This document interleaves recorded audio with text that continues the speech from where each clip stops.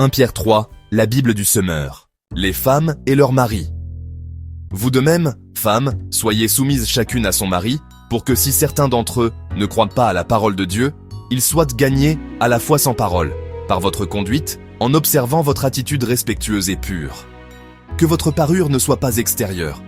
Cheveux habilement tressés, bijoux en or, toilettes élégantes, mais la parure cachée de l'être intérieur.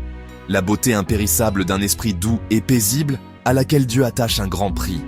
Car c'est ainsi que se paraient autrefois les saintes femmes qui plaçaient leur espérance en Dieu, et elles étaient soumises à leur mari. Tel était par exemple le cas de Sarah. Dans son obéissance à Abraham, elle l'appelait « Mon Seigneur ».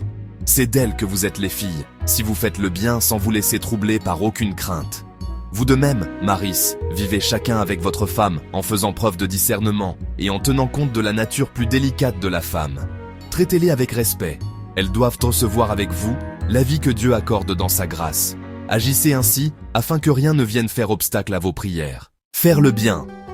Enfin, visez tous le même but, partagez vos peines. Aimez-vous comme des frères et des sœurs, soyez bons, soyez humbles. Ne rendez pas le mal pour le mal, ni l'injure pour l'injure. Répondez au contraire par la bénédiction, car c'est à cela que vous avez été appelés, afin de recevoir vous-même la bénédiction. Car celui qui souhaite aimer la vie et voir des jours heureux, qu'il veille sur sa langue pour ne faire aucun mal, et pour qu'aucun propos menteur ne passe sur ses lèvres. Qu'il fuit le mal et fasse ce qui est bien. Qu'il recherche la paix avec ténacité, car les yeux du Seigneur se tournent vers les justes. Son oreille est tendue pour écouter leurs prières.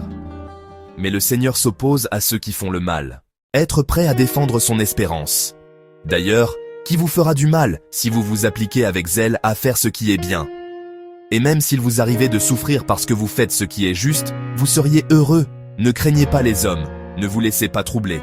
Dans votre cœur, reconnaissez le Seigneur, c'est-à-dire Christ, comme saint. Si l'on vous demande de justifier votre espérance, soyez toujours prêts à la défendre avec humilité et respect, et veillez à garder votre conscience pure.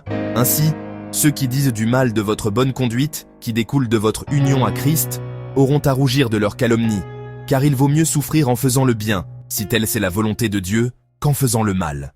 L'exemple par excellence. Christ lui-même a souffert la mort pour les péchés, une fois pour toutes. Lui l'innocent, il est mort pour des coupables, afin de vous conduire à Dieu. Il a été mis à mort dans son corps, mais il a été ramené à la vie par l'Esprit. C'est aussi par cet Esprit qu'il a proclamé sa victoire aux esprits célestes en prison, ceux qui autrefois s'étaient montrés rebelles, alors que Dieu faisait preuve de patience à l'époque où Noé construisait le bateau.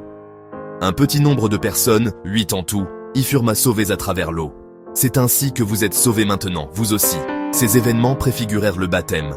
Celui-ci ne consiste pas à laver les impuretés du corps, mais à s'engager envers Dieu avec une conscience pure.